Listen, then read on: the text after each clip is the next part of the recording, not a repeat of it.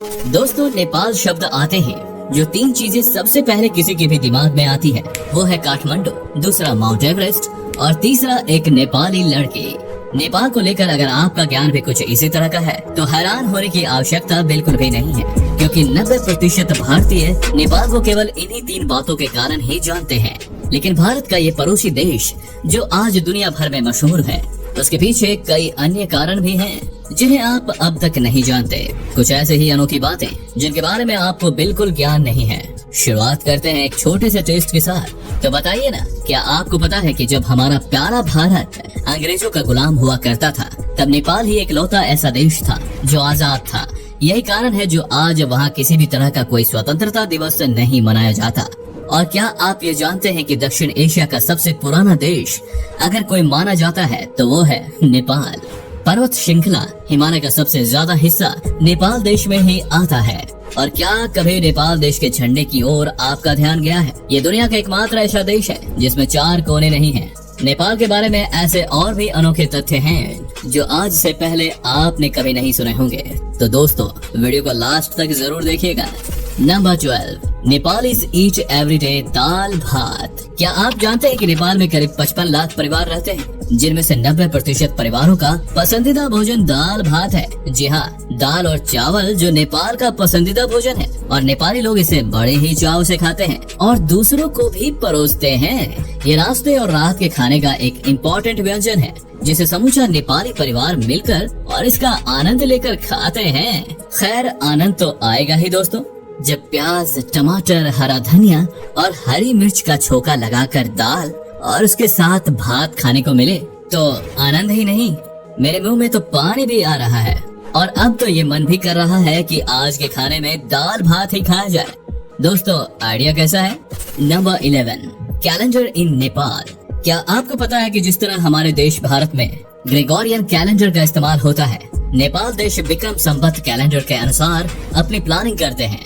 Nepali calendar में जनवरी, फरवरी, मार्च नहीं होता, बल्कि नेपाल का नया साल अप्रैल के महीने से स्टार्ट होता है। और ग्रेगोरियन कैलेंडर के अनुसार 14 अप्रैल साल का पहला दिन मनाया जाता है, जिसे बैसाख का पहला दिन कहा जाता है।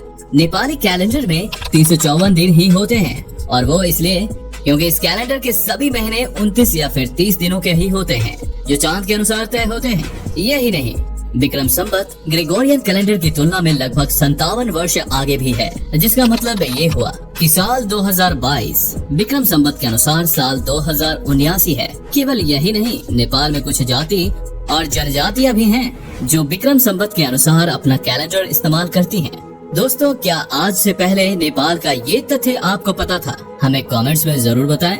Number 10, the fearsome Gurkha at service of United kingdoms.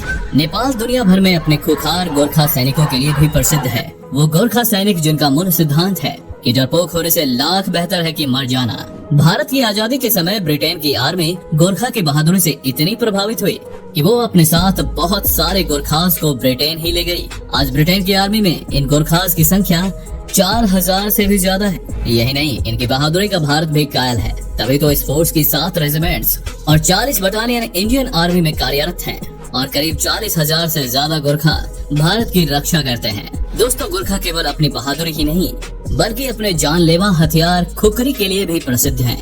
एक धारदार चाकू जो आज इनकी शान है, जिसे इस फौज ने पहले और दूसरे विश्व युद्ध में इस्तेमाल कर लाखों दुश्मन ढेर कर दिए। गोरखास के बारे में ये कहा जाता है कि इस फौज का एक अकेला जवान दुश्मन के 50 सैनिकों के बराबर होता है, जो बंदूक और खुखरी के साथ साथ अपने बाजुओं को भी अपने हथियार की तरह इस्तेमाल करता है। Number 9, the greatest concentration of places recognised by UNESCO. Nepal दुनिया का वो देश है जहां सबसे ज्यादा विश्व धरोहर देखने को मिलती है। नेपाल की राजधानी काठमांडू में मौजूद 7 ऐसे स्मारक हैं जिन्हें यूनेस्को ने चिन्हित किया और इन्हें विश्व धरोहर का दर्जा दिया है। पशुपतिनाथ मंदिर, आदित्यनाथ मंदिर, बौद्धनाथ स्तूप और बाघ भैरव। प्राचीन काल में बने ऐसे 7 मंदिर अपने बेजोड़ ढांचे के दम पर यूनेस्को की विश्व धरोहर लिस्ट में आते हैं। कमाल की बात तो ये है कि ये 7 धरोहर मात्र 15 किलोमीटर के इलाके में मौजूद हैं। यही नहीं, नेपाल में 4 और भी ऐसी जगह हैं जो वर्ल्ड हेरिटेज का हिस्सा हैं। इस तरह नेपाल दुनिया का एकमात्र ऐसा देश है जहां छोटी सी जगह में सबसे ज्यादा विश्व धरोहर मौजूद है। Number 8, the legend of Yeti, the abominable snowman. आप सबने माउंट एवरेस्ट से जुड़े कई तथ्य सुने होंगे, लेकिन येटी के बारे में शायद ही सुना होगा। दोस्तों, नेपाल में ये प्रसिद्ध है कि नेपाल की पहाड़ियों में खासकर माउंट एवरेस्ट पर एक दानव रहता है जिसका नाम येटी है। नेपाल में ऐसे बहुत से लोग हैं जो येटी को अपनी आंखों से देखने का दावा भी करते हैं और ये भी कि उनके पास येटी से जुड़े कई सबूत भी मौजूद हैं। इनके मुताबिक येटी एक विशालकाय दानव है जो इंसान और विशालकाय बंदर मिलाकर स्वरूप में आया। जो भी इसके सामने आता है वो मारा जाता है। यही कारण है कि आज तक कोई भी इसे खोज नहीं पाया। हालांकि इस दावे को वैज्ञानिक बिरादरी साफ तौर से नकारती है, लेकिन येटी के अस्तित्व से खुद एडमंड हिलरी भी प्रभावित थे। एवरेस्ट पर चढ़ाई करने वाले पहले व्यक्ति जिनका मानना था कि येटी वास्तव में एवरेस्ट पर मौजूद है, जिसे ढूंढ निकालने के लिए हेनरी ने एक अभियान भी चलाया था। Number 7, home of endangered animals. Africa की तरह नेपाल एशिया का वो देश है जहां मौजूद कुछ जानवर एंडेंजर्ड हैं, मतलब विलुप्त होने के कगार पर हैं। लेकिन नेपाल का चितवन नेशनल पार्क उन्हें बचाने के लिए हर संभव प्रयास कर रहा है। Snow leopard, Asian rhino, Bengal tiger, red panda, elongated tortoise जैसे कुछ जानवर जब अस्तित्व की आखिरी लड़ाई लड़ रहे थे, तब इनकी मदद को नेपाल का चितवन नेशनल पार्क आगे आया, जिसने इन सभी प्रजातियों का न सिर्फ विलुप्त होने से बचाया, बल्कि आज इनकी संख्या को बढ़ाने की हर कोशिश भी नेपाल के इस पार्क में की जा रही है। इन सभी जानवरों को कड़ी सुरक्षा में रखा जाता है ताकि किसी इलीगल किलिंग का शिकार न हो सकें। यही नहीं, यहाँ प्रिजर्व किए जाने वाले सभी जानवरों को दुनिया के अन्य देशों में मौजूद जू और नेशनल पार्क्स में भी भेजा जाता है ताकि सभी प्रजातियों को दुनिया के कोने कोने में सुनिश्चित किया जा सके। Number 6, Hinduism, the most important religion in the land of Buddha. दोस्तों, आपको ये पता ही होगा कि भगवान बुद्ध का जन्म नेपाल के लुम्बिनी में हुआ था, जो आज बौद्ध धर्म का केंद्र है, जिसके चलते बौद्ध धर्म के अनुयायी दुनिया भर से यहाँ आते हैं।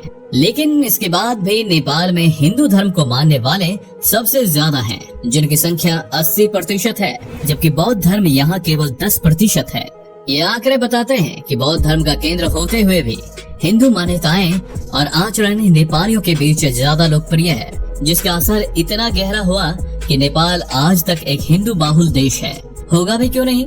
एक तरफ जहां मॉडर्न बनने के नाम पर लोग नमस्ते करने की प्रथा को भूलते जा रहे हैं, जहां आज भी अभिवादन करने के लिए लोग एक दूसरे से हाथ जोड़ते हैं। Number 5, the Nepal's capital was once a lake. Nepal के लोगों के मुताबिक हजारों साल पहले नेपाल की राजधानी काठमांडू एक लेक यानी झील हुआ करती थी, जहां पर सांपों का काफी दबदबा हुआ करता था। और फिर एक समय ऐसा आया जब मंजूश्री नाम का एक योद्धा यहाँ आया और उसने अपनी तलवार से इस झील के 2 टुकड़े कर दिए। इस तरह झील का सारा पानी और पानी में मौजूद दोनों बहकर नीचे की ओर चले गए और इस तरह धीरे धीरे काठमांडू स्थापित होता चला गया। वहीं साइंटिफिक थ्योरी भी इस बात को मानती है कि काठमांडू कभी एक झील हुआ करता था, जिसे मंजूश्री ने तो नहीं बल्कि इसकी स्थापना झील का पानी बह जाने से जरूर हुई, जो करीब 15,000 वर्षों में पूरा हुआ। Number 4, the original name of mount Everest. पहाड़ों का सर्वे करने वाली संस्था रॉयल जियोग्राफिकल सोसाइटी जब पहली बार दुनिया के सबसे ऊंचे पहाड़ को चिन्हित किया, तो इसका नामांकन अपने एक शोधकर्ता जॉर्ज एवरेस्ट के नाम पर कर दिया और तभी इसका नाम माउंट एवरेस्ट हो गया। जबकि एवरेस्ट का असली नाम सागर माथा है, जो आज भी नेपाल के लोगों के बीच प्रसिद्ध है, जिसका मतलब है स्वर्ग का माथा, अर्थात वो जगह जहां से स्वर्ग की शुरुआत होती है। वही तिब्बत के लोगों के बीच इस पहाड़ी का एक विशेष स्थान है, जो माउंट एवरेस्ट को कोमलिंगमा कहकर आज भी बुलाते हैं। कोमलिंगमा तिब्बत की स्थानीय भाषा है, जिसका मतलब होता है ब्रह्मांड की देवी। Number 3, the deepest canyon on earth. दोस्तों, एक तरफ जहां दुनिया के 8 सबसे ऊंचे पहाड़ नेपाल में मौजूद है, जिसकी गहराई 4,375 मीटर है। गंडकी नदी से निकलने वाली ये घाटी 2 हिमालय पहाड़ियां अन्नपूर्णा और धूलागिरी को चीर कर बनी है। Number 2, the highest mountains on earth. ये तो पता चल गया कि नेपाल में दुनिया की 8 सबसे ऊंची चोटियां हैं, लेकिन ये श्रेष्ठ 8 दुनिया के 10 सर्वश्रेष्ठ में ही आ जाते हैं। ये शायद आपको नहीं पता होगा और इसी के चलते पर्वतीय कार्य क्षेत्र में नेपाल को 8000 भी कहा जाता है। जानते हैं क्यों? वो इसलिए क्योंकि नेपाल में मौजूद इसकी सभी 8 पहाड़ियों की ऊंचाई 8000 फीट से ज्यादा है। जहां एक तरफ माउंट एवरेस्ट की ऊंचाई 8848 मीटर है, तो वहीं उसकी सबसे छोटी चोटी अन्नपूर्णा की ऊंचाई 8091 मीटर है। जबकि कंचनजंगा और लाहौत्से की ऊंचाई एवरेस्ट में केवल 300 मीटर का ही अंतर है। नंबर 1 दोस्तों, पानी को इकट्ठा करने के मामले में तो इस देश ने दुनिया के सभी देशों को पीछा छोड़ दिया। जी हाँ, नेपाल दुनिया का एक ऐसा देश है जो सबसे ज्यादा पानी को कंजर्व करता है। एक रिपोर्ट के अनुसार कहा जाता है कि अगर इस पानी का सही इस्तेमाल किया जाए तो ये देश हाइड्रो इलेक्ट्रिक एनर्जी जनरेट करने वाला सबसे बड़ा देश बन सकता है। लेकिन अफसोस कि नेपाल का शासन चलाने वालों को कभी ये बात समझ ही नहीं आई और उन्होंने इस पर कभी ध्यान ही नहीं दिया, जिसका नतीजा ये हुआ कि आज यहाँ के लोगों को दिन में केवल 12 घंटे ही बिजली मिलती है।